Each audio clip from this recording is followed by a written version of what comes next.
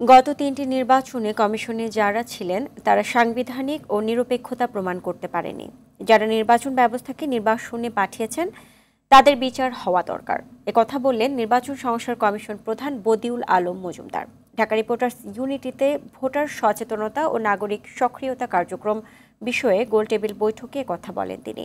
আর স্থানীয় সরকার সংস্কার কমিশনের প্রধান ডক্টর তোফায়েল আহমেদ বললেন, ভোটারদের সরাসরি ভোটে নয়, মেয়র নির্বাচন করা উচিত কাউন্সিলরদের ভোটে। আতিকা রহমানের রিপোর্ট।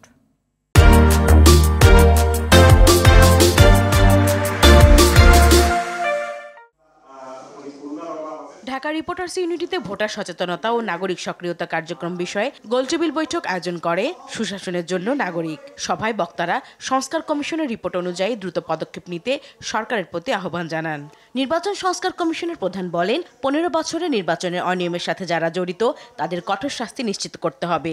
নির্বাচনী দায়িত্ব যারাই পালন করেছে এই গত কয়েকটা নির্বাচনে তারা কিন্তু 2 থেকে 7 বছরের কারাদণ্ড অর্থদণ্ড পাওয়ার কথা, কিন্তু কারো উল্লেখযোগ্য শাস্তি হয়েছে বলে আমার জানা নেই। যারা সাংবিধানিকভাবে দায়িত্বপ্রাপ্ত নির্বাচন কমিশন তারা যে অন্যায়গুলো করেছে এগুলো তদন্ত হওয়া দরকার এবং তাদেরকেও শাস্তিটা আনা দরকার। আগামীতে কোনো নির্বাচনে ইভিএম ব্যবহার না করার সুপারিশ করবে কমিশন।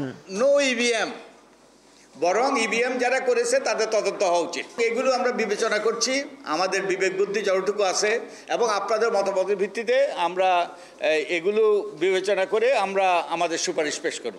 ডক্টর তোফায়েল আহমেদ বলেন, স্থানীয় সরকার নির্বাচনের পদ্ধতির পরিবর্তন না হলে স্থানীয় সরকারের কাঠামো শক্ত ভিত তৈরি হবে না। ইউনিয়ন পরিষদের লোকজন 3টা ভোট দিবে, একটা দিবে তার ইউনিয়নের ওয়ার্ডে মেম্বারকে, একটা দিব উপজেলার ওয়ার্ড মেম্বারকে, এটা জেলা পরিষদের ওয়ার্ড মেম্বারকে। 144 জন এদেরকে মেয়র নির্বাচিত করে। এটা সিক্রেট ভোটও হতে পারে, এটা প্রকাশ্য হতে পারে।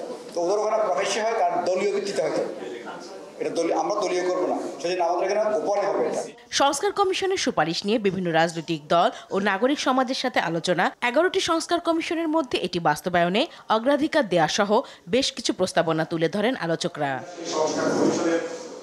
আতিকা রহমান, RTV, ঢাকা।